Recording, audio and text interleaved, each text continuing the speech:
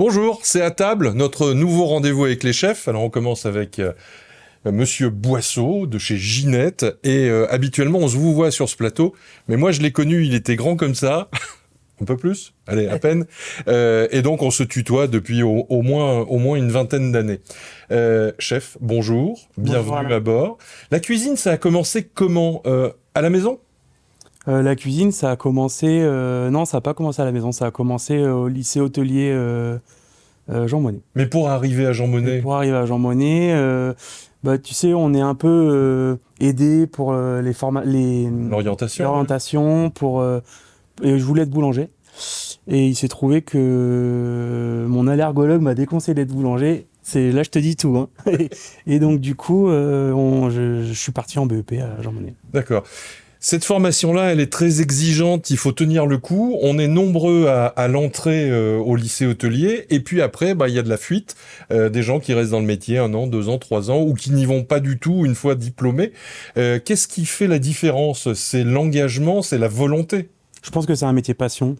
On a des écoles hôtelières qui sont au top, qui sont très formatrices. Et on a la chance d'avoir beaucoup de restaurants dans la région Nouvelle-Aquitaine, et ça nous permet, c'est en rentrant en milieu professionnel, en stage, qu'on arrive à trouver cette petite étincelle qui fait qu'on reste dans le métier ou pas, quoi. Le lycée hôtelier, c'est bien, mais la pratique dans les conditions réelles de l'activité, ça change tout. On apprend plus vite en 2 mois de stage, parfois, qu'en un trimestre au lycée. Ah oui, mais on peut même dire qu'en une année, on est vraiment... en fait, c'est du condensé. L'immersion professionnelle, il y a rien de mieux pour apprendre. Alors là, devant nous, on a des produits qu'on peut quasiment trouver tout au long de l'année.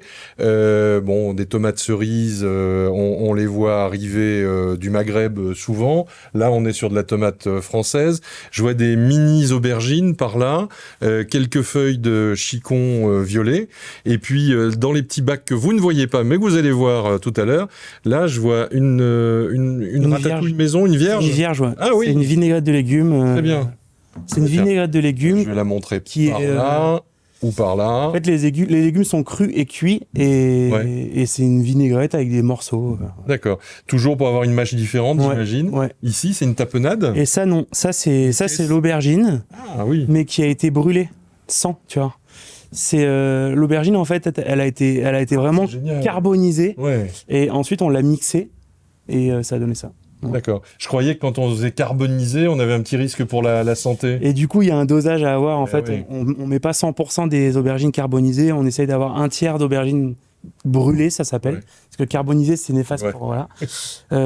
Donc... 1/3 d'aubergines brûlées pour 2/3 d'aubergines non brûlées. D'accord. On va regarder ce que l'on peut faire avec ces différents produits. Là, c'est de la roquette. Hein. Ça, c'est de la Mizuna. La Mizuna, c'est une cousine de la roquette? Exactement. Attends, je goûte. Ah, vas-y. C'est plus subtil que la roquette. Hein. Ça reste piquant, mais c'est beaucoup plus doux. Ouais. Allez, en avant. On part pour quoi, là? Donc là, on part sur une kefta. D'accord. Donc des petites boulettes de bœuf. Kefta de bœuf limousin. Donc on a travaillé un morceau qui s'appelle la tranche grasse. C'est un morceau qui sert surtout à faire les beefsteaks. Donc on l'a haché, on l'a assaisonné, agrémenté avec des épices.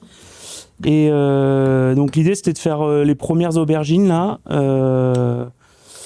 Donc on a fait une petite purée d'aubergines, qu'on a brûlée. Vous avez remarqué le geste? On se dit c'est super simple. Essayez de le faire. Vous allez voir, vous, à quoi ça va ressembler, votre petite quenelle d'aubergine, quand vous allez la mettre en place dans votre assiette. C'est ça le métier aussi. Hein. C'est la répétition du geste qui fait qu'on est à l'aise. Oui, puis on a la chance de pratiquer 2 fois par jour. Hein. Oui, c'est ça. Il y a 2 services à assurer, donc il faut être quand même... Il faut combien de temps là, entre le moment où on a une idée de recette et le moment où on va la mettre à la carte? Ça va assez vite, il faut une bonne semaine. Ouais. Mais ça va assez vite tout de même. Donc là, on a travaillé les aubergines, les grosses aubergines communes, et on a une petite variété de mini-aubergines. D'accord. Qui a été... Donc c'est pas une aubergine qui a oublié de grandir. Non, pas du tout. Mini-aubergine. Ouais. Oui, parce que l'aubergine qui a oublié de grandir, en fait, elle n'est pas comestible. Elle est dure. Et ouais. Tant que ça n'est pas mûr, ce genre de produit, on ne mange pas. Alors, il y a la couleur aussi, parce que l'aspect... C'est quoi? C'est 80% de la réussite d'un plat? Oui, nous, on essaie de travailler quand même sur le blanc à Limoges, parce qu'on a quand même de la porcelaine qui est top. Et l'idée, voilà, c'est de faire un contraste, hein, tout simplement. Hein. Si les assiettes sont ternes, si les éléments qu'on utilise sont vraiment ternes et monochrome, on travaille aussi sur le monochrome, mais ça change. Vous vous rendez compte de la vitesse à laquelle ça va quand tout est préparé? On appelle ça la mise en place, hein, chez les cuisiniers. Ouais, c'est ça, exactement. Moi, j'ai bien mon tablier bleu d'Arpette, hein, parce que je ne fais rien. Je regarde le chef qui est en train de bosser. Et là, il y a un petit tour de magie qui est exécuté ici, sous vos yeux ébahis. Et regardez, ça semble bon. J'ai envie de le dévorer tout de suite. Merci Fabien Boisseau d'être venu ici pour À table, un nouveau rendez-vous proposé par C'est à Limoges.